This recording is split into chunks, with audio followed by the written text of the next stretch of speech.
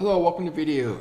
So I just want to just go over a few things. So here's a video that I recommend on who chose the books of the Bible. I thought it was a great discussion.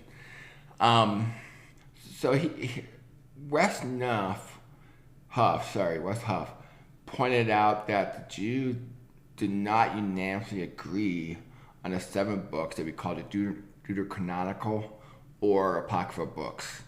And so if we look here, let's say John chapter 5, verse 39, Jesus said, search the scriptures. Okay? So that suggests that the audience that Jesus is speaking to, there was already unanimous agreement what the scriptures were. Okay? The Old Testament at that time. The New Testament obviously was not written down yet. The Jews were going through their oral traditions, based on the things that Jesus said, the prophecy given to the apostles. Eventually things were written down to form the canon, which came to a close in year 8066 anyway. But the point is, if he says search the scriptures, that tells you there was a unanimous agreement what they were. Okay? Similarly, Luke 21, verse 22, for these be the days of vengeance, that all things which are written may be fulfilled.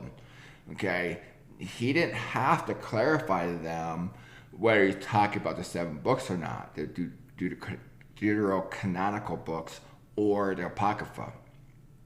Okay, so their traditions were based on the Jewish traditions. Okay, so in this case, Paul writing to the Church of Thessalonica.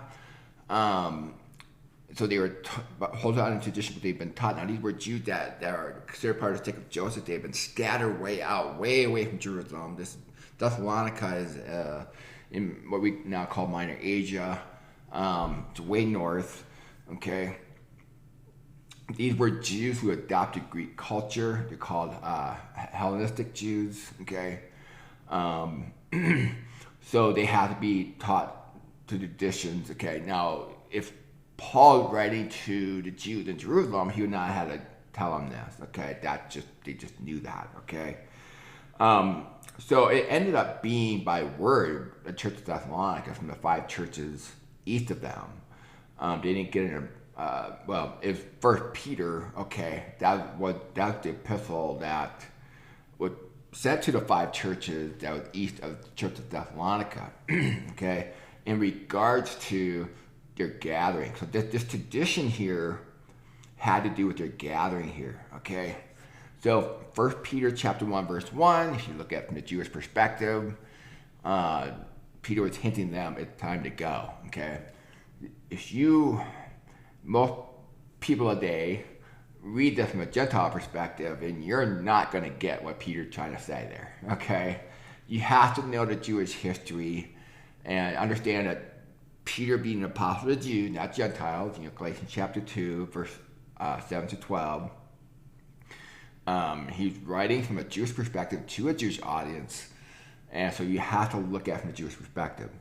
So anyway, so these 2 passages that pointed out suggest there was unanimous agreement. So if I ask, did the Jews unanimously agree upon the apocryphal books? No unanimous agreement, okay? If I asked, did the Jews unanimously agree on the Deuterocanonical books? No agreement, okay? It was not unanimous. So that backs up what this gentleman is saying. Just doing a quick search here without digging too deep. He obviously dug deep into this. I have a lot of respect for it. I just love watching these 2 guys interact. They're just 2 really intelligent guys who think through the scriptures. See, the Bible requires to slow down and think it through. Otherwise, you're going to miss a lot. And that is so common today. I don't care who you are, me, everybody.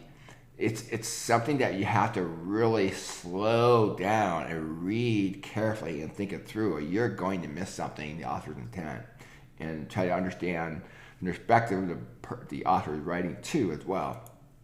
And that's what I'm doing here. He's saying, search the scripture, there had been unanimous agreement on what those were at the time. Okay? And so that suggests that the Jews did not accept these as inspired. And as these guys point out, read them.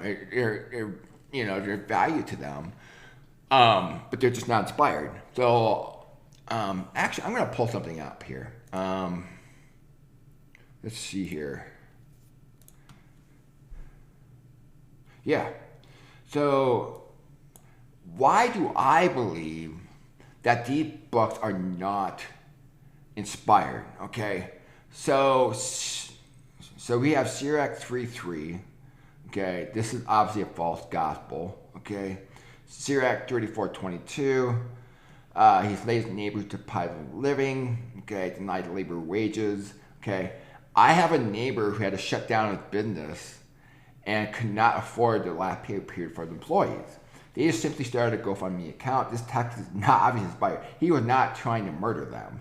Okay, this is obviously not something that an omnipresent, all-knowing God would have said. It's obviously not God-breathed. There's no way God would have said that. Okay. Second Maccabees, therefore, holy and wholesome thought to pray for the dead. They need to lose from sins. Barak 3:4. Here to pray over Israel. This is contrary to Deuteronomy 18:12. There's a conflict there. The story of Saul consulting a medium to bring up the spirit of dead, results in his death. Okay. Tobit 12:9, for almsgiving saves from death, purges every type of sin. Okay.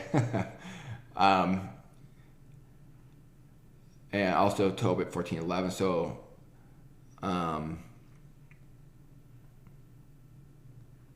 actually, no, this is, I have to find out which verse in the Bible that was.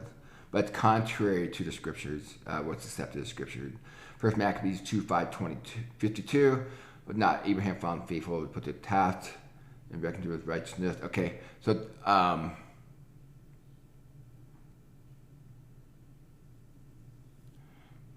so then Romans chapter 4 verse 1 is contrary to First Maccabees 2:52. Okay, so these are just a quick rundown why I do not believe they're inspired. Okay, let's see here. I just have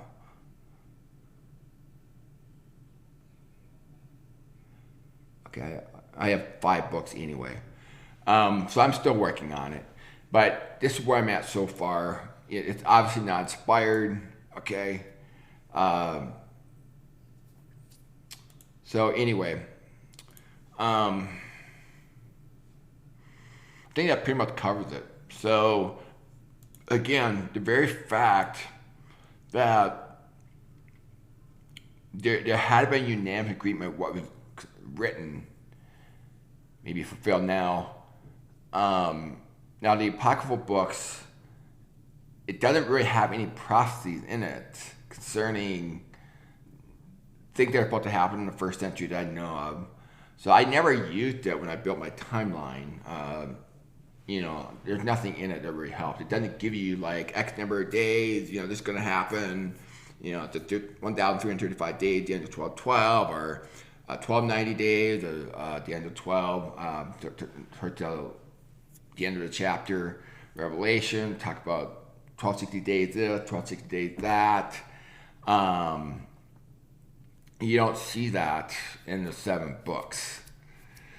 So anyway, it was written at a time where it's considered by the Jews anyway, no more prophecies were being given. Okay. So anyway, so those are just something I want to point out. So I have a link to this video below, in the description below. I really like this Wesley Huff guy. He's intelligent and he doesn't have like a Roman Catholic biasness in his studies. He's not the kind of guy that has such a strong desire, church father, believing it's reliable to the point where he's not willing to check to see if that's really true or not. That's the problem I have with a lot of Roman Catholic apologists like Jimmy Akin and Trent Horn, Catholic Answers. I mean, they have the desire to want to think that it's so reliable that they're not willing to objectively see if that's really true or not. Like I have, like my channel, on this channel, I have spent a lot of time pointing out the problems with a lot of these writings, church fathers and so forth. There's way more to be written and said. I mean, I'm only scratching the surface. It's because I have taken the time, trying to understand Scripture from the author's intent, putting together that timeline, piecing together very carefully. First true working timeline that I know that's a scale. I don't think any other, as far as I know, nobody else has done that. So that there's huge advantage in putting that together. Then you can really start to see discrepancies in history, and you can really start to see the falsehoods. Some things that I've written down that point out in numerous videos I made. So anyway, enough about that. So I recommend you watch this video. It's awesome. And as I point out, it does suggest that there was unanimous agreement on what the scriptures were at the time. So, alrighty. Well, thank you very much for watching, and hope you have an awesome day.